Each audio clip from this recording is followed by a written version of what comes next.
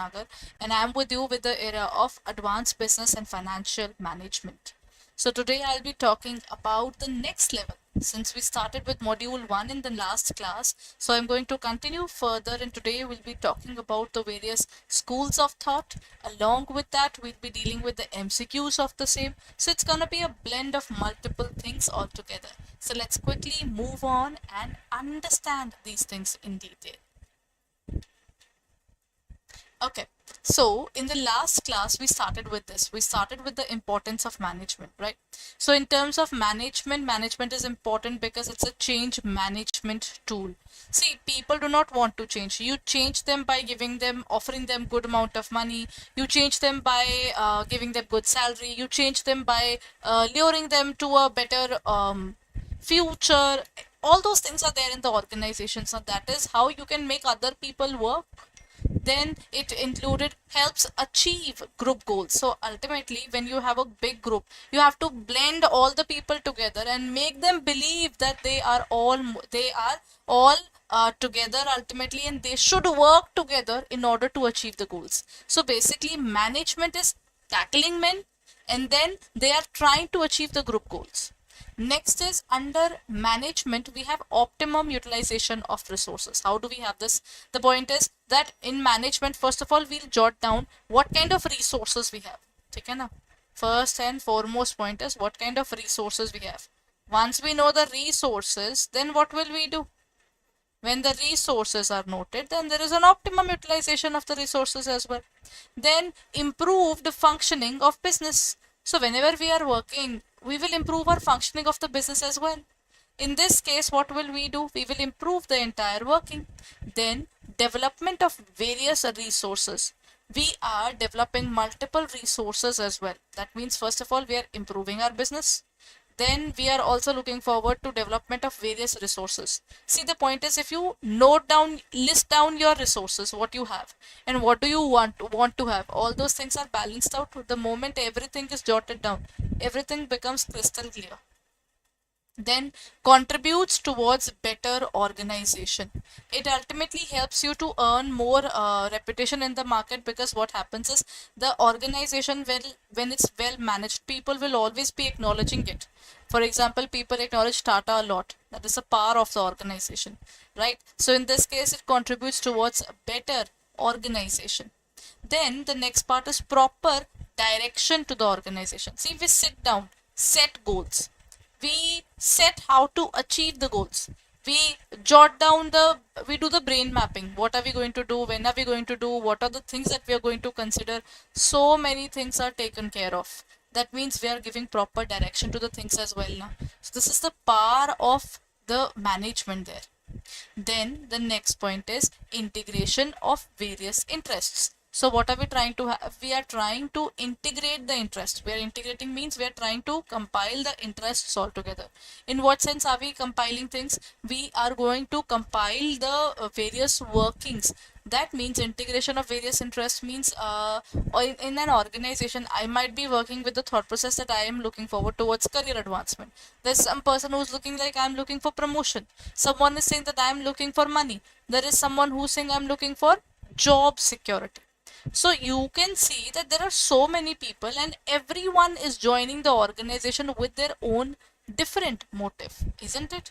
And I don't think there's anything wrong in having a different kind of thought process and a different motive altogether.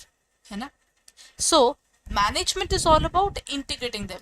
All those people, you tell them you have goals, you have to work. The more you work, you will be able to achieve your goals. You will have to make them believe first that whatever you are saying, you are also going to work on those things. Huh? So in this case, the first and the foremost point that comes is integration of various interests. Second point, management of fluctuations. In an organization, do you really think it's a smooth sailing? It has never been a smooth sailing. Sometimes it goes up, sometimes it goes down, sometimes it goes up, sometimes it goes down, sometimes it goes really up, and then it sometimes goes extremely down. We just don't know things, and it's a true fact. We just don't know things. So we are managing the fluctuations. है ना? So when we are managing the fluctuations, that because of management, we have timetables, we have way of working, all those things would be settled accordingly. Then we have innovation. What do you mean by innovation?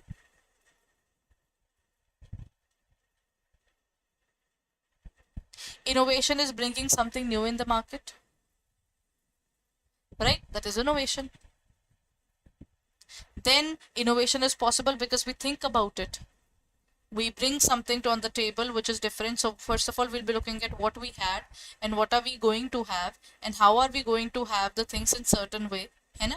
So when all these things are looking forward to, then all those things lead to innovation because we are going to sit together, talk to each other, everything is to be done there.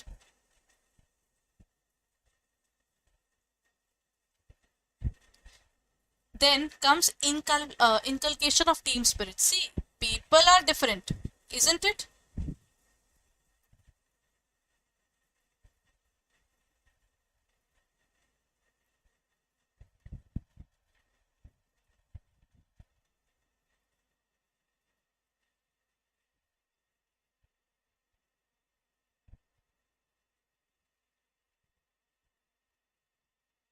Okay, now let's talk about this in detail.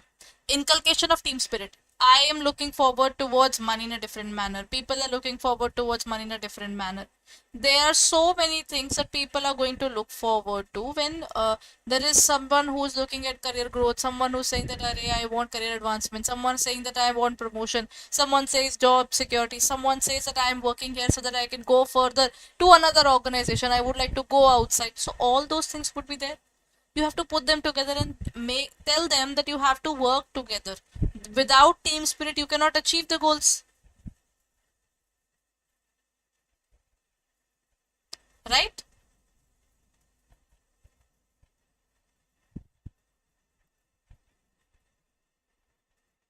Done. So in this case, the first point, then we have brainstorming sessions. The brainstorming sessions are very, very important, right?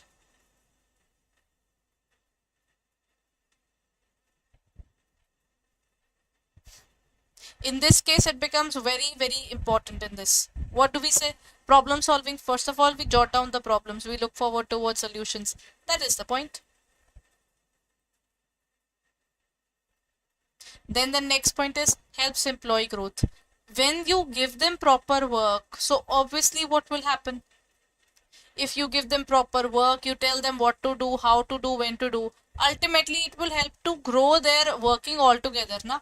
So then what will happen? It will help the employees to grow further. The exposure will help them a lot in terms of their working, right?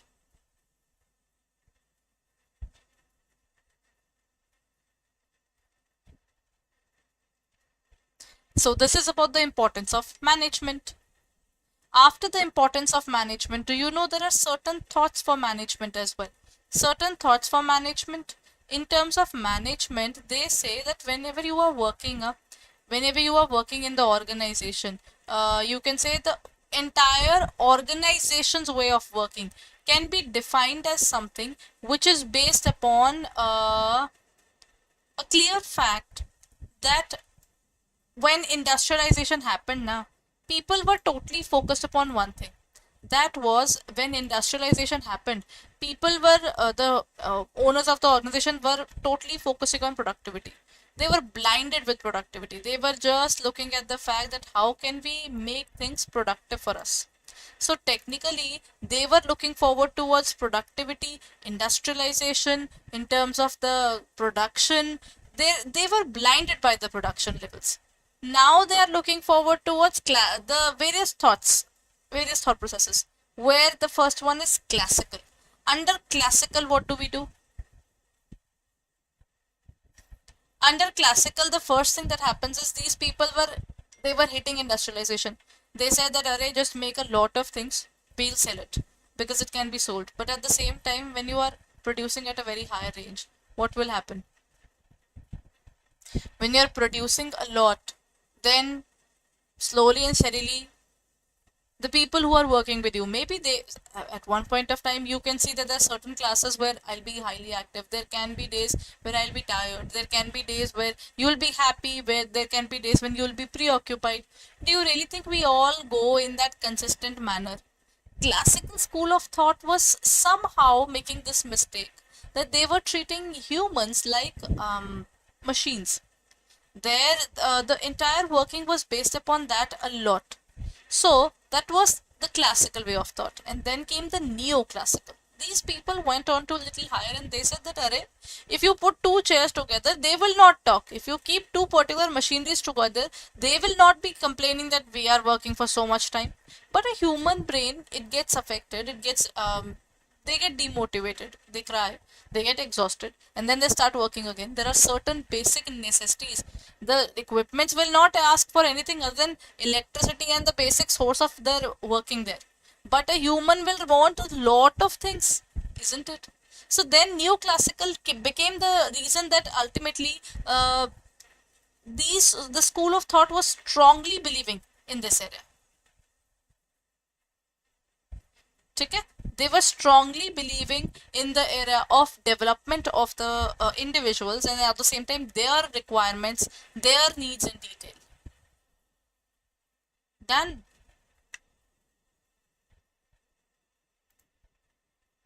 Okay, now let's move on to the next pointer. Who has given the various thoughts? The first person is Harold Kuhns has given that as a management expert, he has said that has coined the term management theory jungle for various management approaches. He said this is a jungle because but there are so many variations that are coming up every single day. There are so many variations. Therefore, they had different thought processes. There are so many contributors, and they have talked about it in so much detail, right? So that's the thoughts of management.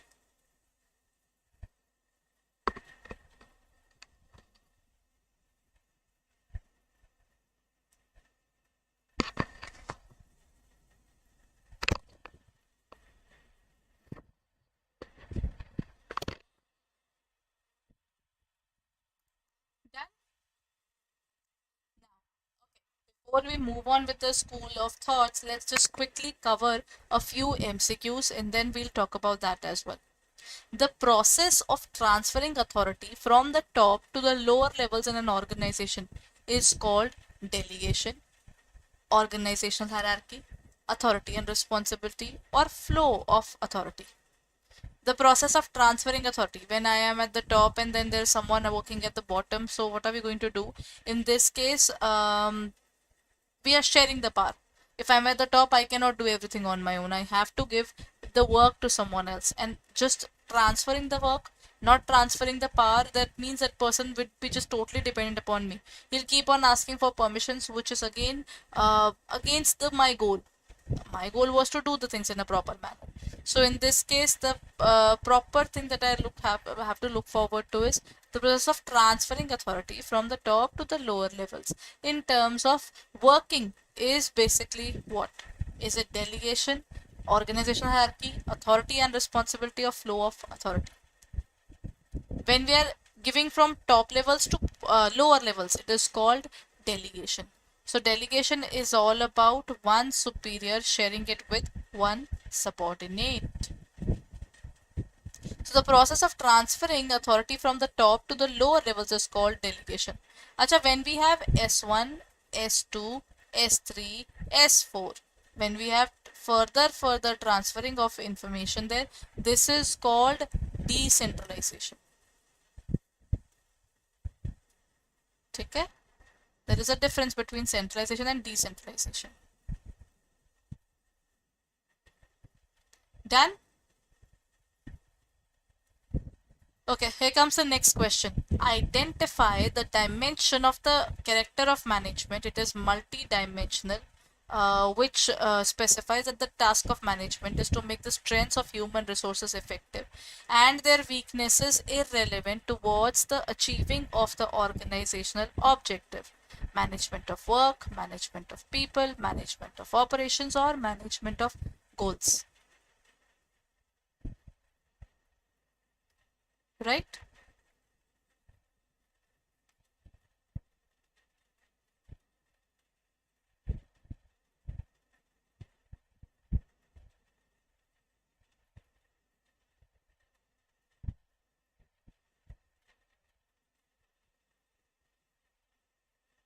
So when we have these multiple things covered there, what will happen?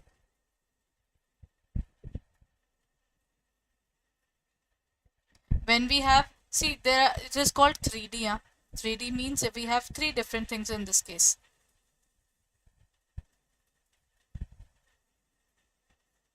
Okay.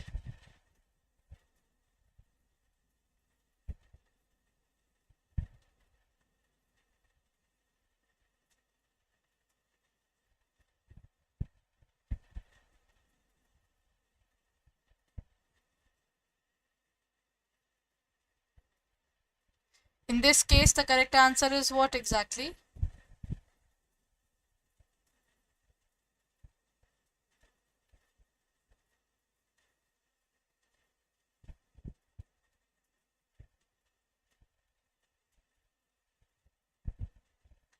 When we talk about this now, it is a multi-dimensional thing. Means there are three things in terms of management: management of people, management of work, and management of operations. So we have these three things working. So in this case, it is multi-dimensional, which specifies the task of management is to make the strengths of human resources effective and their weaknesses irrelevant. It is management of work, people, operations, or goals. Since I can see the human resource here na, so it is always a part of management of people. The moment you see managing humans, it will always be a part of this one. Okay? Now comes the next question. Postcorp was coined using the initial letters of the management given by Kuntz O'Donnell, Luther Gulick, Peter F. Drucker, Henry Mintzberg, or Henry Fayol. Mintzberg has a very important role to play in terms of leadership. Fayol plays a very important role in the modern management. Gulick and Urvik have been the persons who are responsible for creating this particular term, postcorp. What does postcorp means? Planning, organizing, staffing, directing, controlling. In actual, for them, it was coordinating. Later on, it was converted into controlling there. And the next one is reporting. This is R, reporting, and B for budgeting.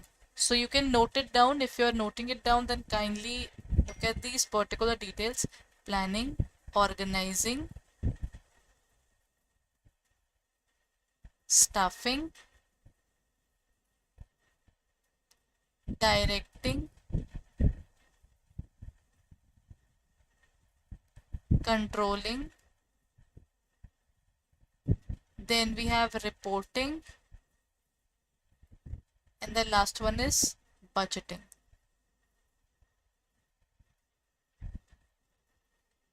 Done. So, oh, I hope it is visible now. This is the entire process of postcorp.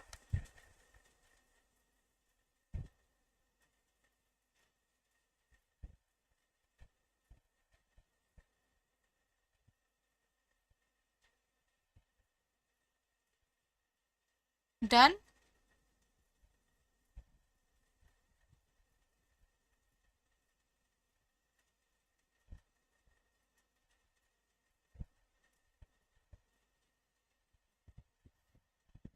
Chale. Now let's move on. The answer is Luther Gulick. It is actually Gulick and Urvik who gave these things.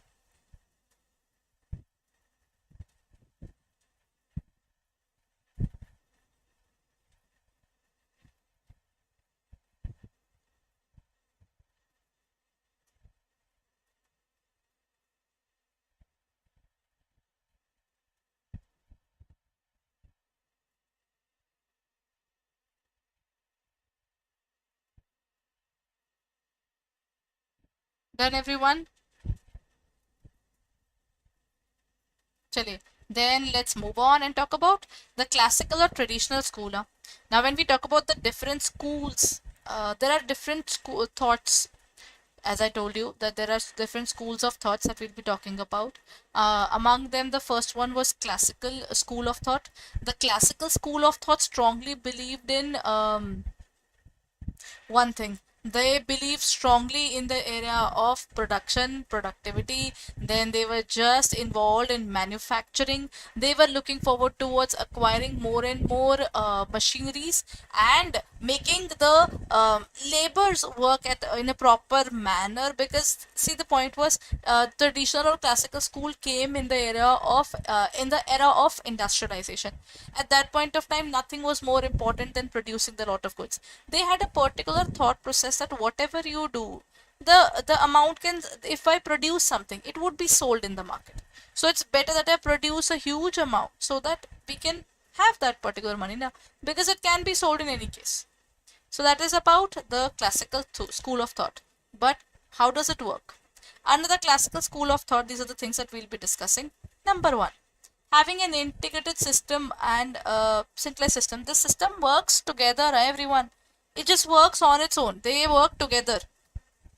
They do nothing else, but they work together.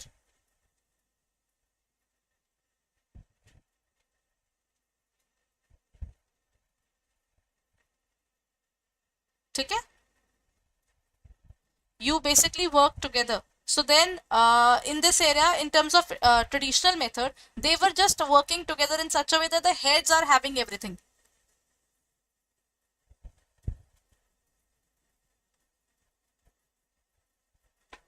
That is, having an integrated centralized system. The system had all the things in terms of permissions and everything else. It is A.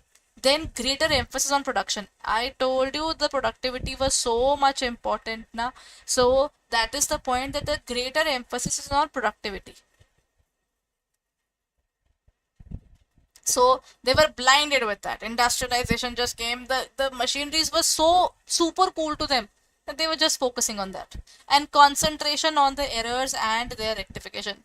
They just started playing with the machinery. So obviously defects were coming up. So they were looking forward towards how to reduce the defects, how to control those defects, how to remove them. But excuse me, in the entire process, what they did was, you'll see that in none of the places you will find humans.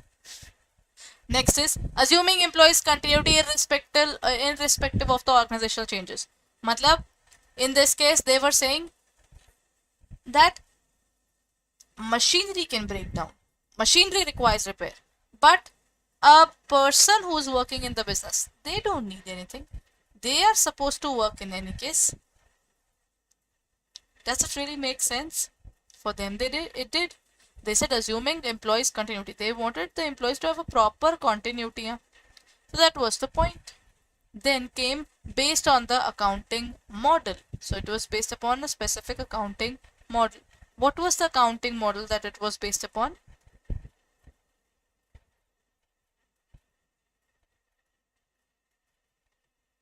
That is, based on accounting model, we were just producing things. So we were actually making the notes and everything. We were noting down the productivity levels, the production that we were doing. So it was more or less, there was no humans consideration. We needed this much number of people to work. So then note it down. We needed that much number of people to work. It was noted down. So that was the point that they were focusing upon.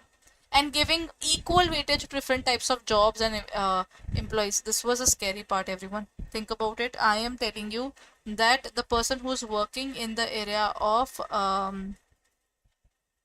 okay, I am working in a production department, you are working in service department, but for all of us, for you, for me, for everybody, the rules are same. We should all give the same time.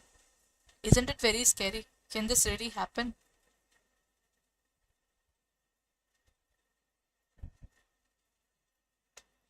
This was the scary part. Everything was weighed similarly. While everything has a different weight, they require different sense of working, attention, and at the same time finishing is also different. So obviously we are looking forward towards classical theory. The classical theory had its own negative points. So after this, what happened is,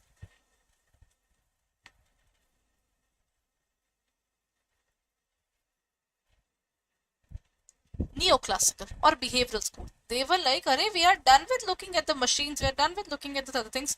Now we are looking forward to what? Now we are looking forward towards neoclassical or behavioral school." What is neoclassical or behavioral school?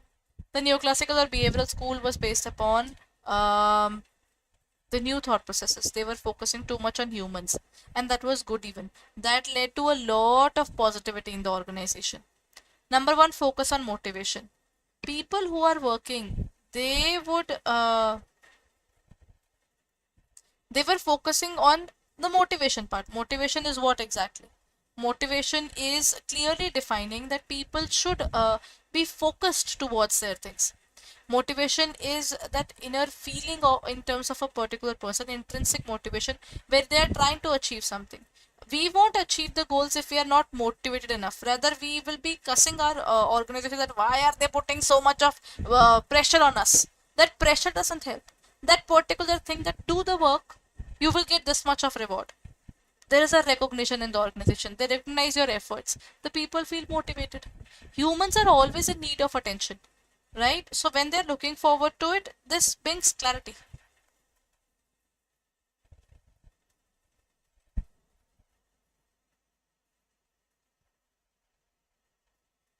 Next, different persons gets motivated diversely, satisfying their needs. They were treating every job and everything equally. Does it happen that way, everyone?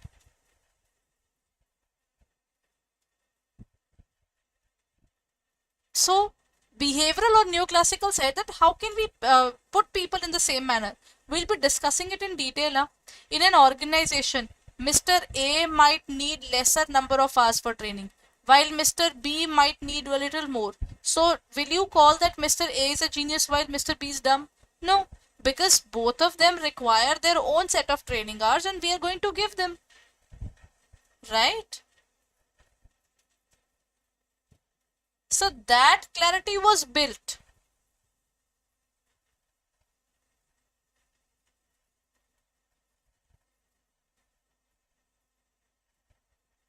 Done.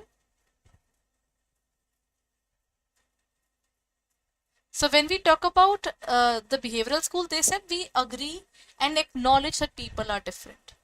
Next is for efficient management measurement, communication is a critical point. The first one was following too much on what? They were following only one thing: productivity, productivity, production, production. There was nothing else that they were focusing on. But the second point clearly said that why aren't we working upon the single thought process, that is the era of why aren't we focusing upon the needs of a person? How can you motivate me if you do not know what motivates me exactly? Maybe I might be looking forward towards advancement opportunity. Maybe I would like to look forward towards a long term working with the organization. Maybe I am looking forward towards a switch. Maybe I'm looking forward towards financial incentives. Maybe I'm looking towards tax, whatever I'm thinking. How will you come to know and how will you motivate me if I do not communicate with you? So for efficiency manage measurement, communication was a critical point. You have to communicate, you will have to put up your demands so that the organization can understand. And this is where behavioral school agreed that you are not dealing with machines who requires repair and you find it out from the weird noise that they are making or when there is a tearing down of it. So that repairing, breaking down and all that will not really help. That breaking down thing will not help. But what will help is when the individuals are coming to the organization itself with their needs and clarity of working. The entire behavioral school was focusing upon that part. For organizational performance, teamwork is essential. When we talk about the performance now, if you want to work with people, how can you work with people without basically having a teamwork? If you do the work, they do the work, there would never be a situation where everything can be done in a proper manner, isn't it?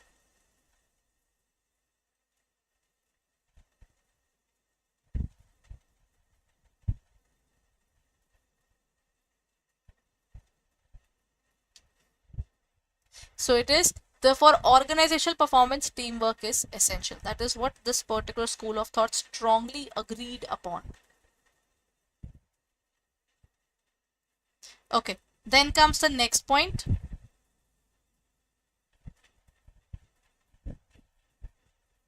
The next point is the thought has two different perspectives: human relation perspective and psychological perspective. So there is one thing is human relations. See, the point is during industrialization, they noticed there were a lot of lockouts, riots, and all those things are going on. It was very, very difficult time for all the organizations.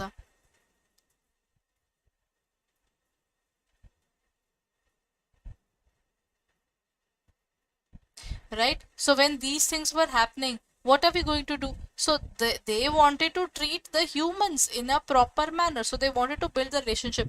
This is where social welfare officers, human relation personnel, their HR personnel came up. And during this period only, you will find that there was the cooperation, not individualism, came up, that you have to cooperate there, because there was a wide gap between management and the employees who are working. So the labor and management became two different people altogether. So they just wanted to maintain that particular thing. So it was human relation perspective. Second was psychological perspective. What do you mean by psychological perspective? Psychological perspective was to bring up that particular trust among the people. So we had to build up the relationships based upon their psychology as well, because humans were always looking forward towards safety, security, motivation. So that was the reason that both the parties were fighting for the same thing. One was saying that I do not trust the other person. Management was saying they are getting too much money, while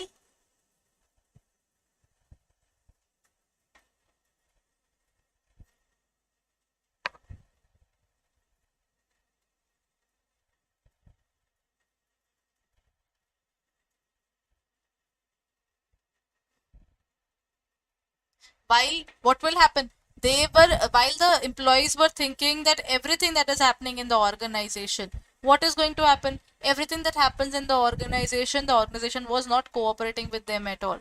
That was their case. So basically they were all fighting with these things, right?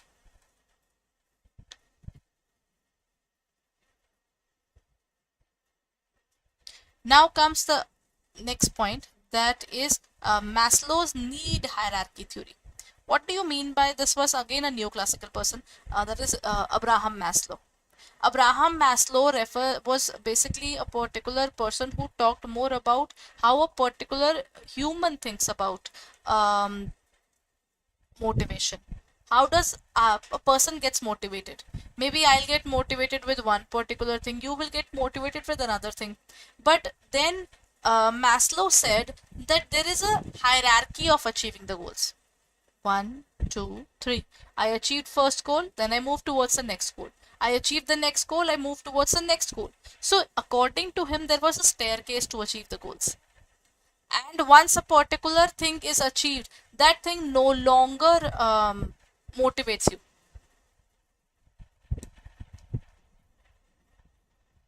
है ना?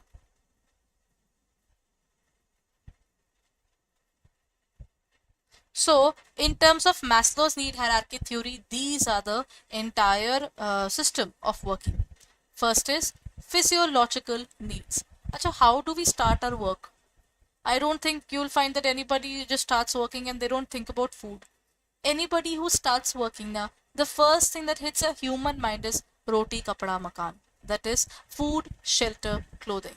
We all start working with the basic necessities to get over first. That means I should be independent on my own. So they said one of the basic things that keeps a human alive is food, shelter, clothing. These things are the basic necessities. So in this case, what's going to happen? So in this case, what's going to happen?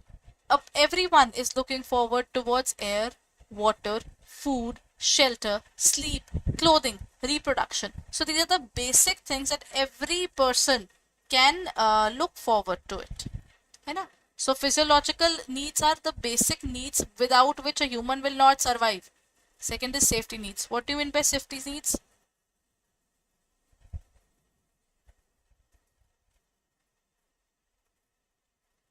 Safety needs. First of all, I was looking for food on a daily basis. So I got food today, but now I'll be looking forward towards security now, that I hope I get this food every single day. I hope the shelter that I should have that shelter every day. I hope the place I've got in the organization, it stays with me. Those are safety needs, right? First of all, a person will work for his basic needs. Then when the basic needs are over, he would want those things to stay with him every day. And then, see, the point is, once a particular person gets a place in the society, then he wants to intermingle with the people who live around them. So they are looking forward towards love and belongingness. They are looking forward towards friendship, intimacy, family, sense of connection. So ultimately, what are they trying to have is they are trying to have a sense of connection with the people around. right?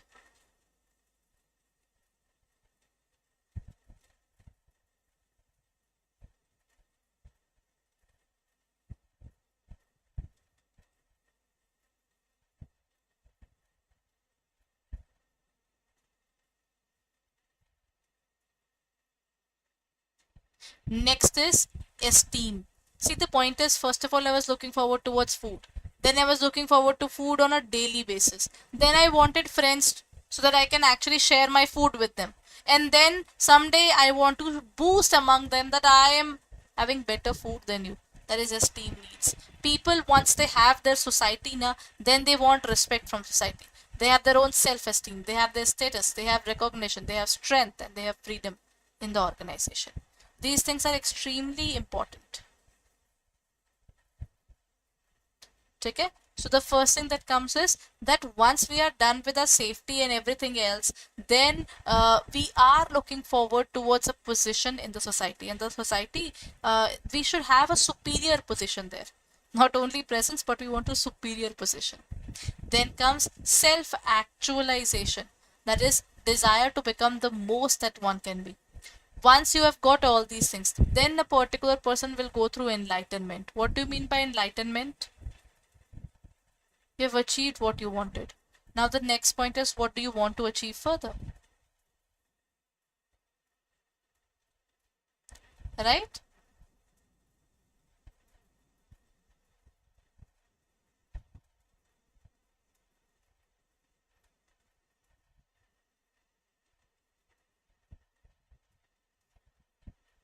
What would be the point there? Self-actualization. Okay, let's talk about self-actualization there. Uh, okay. The person who is heading OnePlus is a phone company. He was basically a part of Vivo. He was a president there, and then he moved on and opened this organization. These people who are already successful, Elon Musk, he already has got a lot of things in his hand. He is having respect, self-esteem, status, everything else. But then he still finds, once he have achieved the goals, what would be the next thing? He would bring up another goal to achieve. That means once you are done with all these things, na roti, kapda, makan, basics of life, you have got security, you have made everything. You have made a position in the society there. After that, you will be looking forward to what is exactly that thing that I would like to do next now. So they will be looking forward towards self-actualization. They will be realizing what exactly is in their thought processes. How do they work over these things? So that's the next one. Done, everyone? This is given by Abraham Maslow. Okay, now the point, one of the basic points where I find this theory is lacking is, under this theory they said that it goes in a particular sequence. I've seen people who are not worried about their physiological needs at all. You might find the people that when they are extremely motivated, they are worried about their love and belongingness. They are looking forward towards esteem needs, but they are not looking whether they have a shelter today or not. They are not looking whether they have food today or not. So there are certain times where you will skip one particular point. This hierarchy is not rigid. And what can happen is, I might be looking forward towards safety needs, but not looking at love and belonging, but looking at esteem needs. Every person is different, so there can be skipping of any of these things at any point of time. So technically, the need hierarchy theory, which sets that there is a specific order or ladder of achieving the goals, that ladder really doesn't exist. In a human mind, which is extremely complex in terms of the needs, it is very difficult to say that this is something that will work out on them. So in this case, the Maslow's need hierarchy theory was right in terms of the various needs, but there is no sequence. The rigidity doesn't exist in a human mind because a human is never working in a systematic order. Their thought processes can be varied because of various things that happens around them. So variability is always there, which would affect a particular person.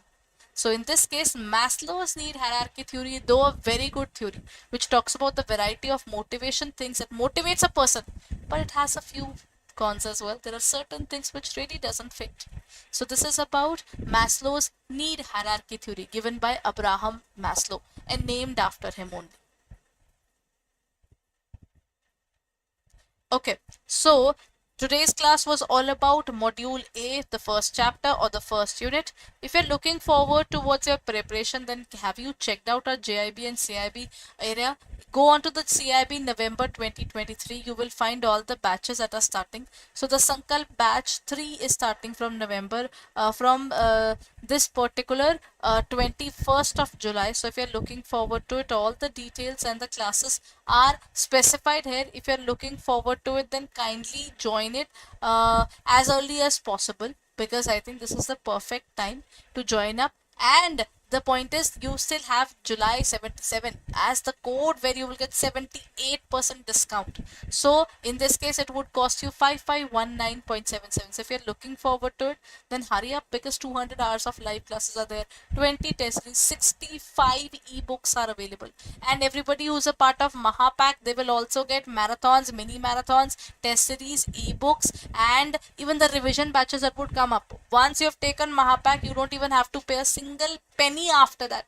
Everything would be included in that particular pack, right? So if you're looking forward to your preparation of this examination of CIB in 2023 November December, so then kindly go ahead and start looking forward to it as early as possible. Our demos are available on YouTube. Along with that, you can check out our paid courses there. So if you're looking forward to it, then kindly hurry up and make a decision and start your studies as early as possible, because this year the CIB syllabus is quite extensive and it is quite challenging even.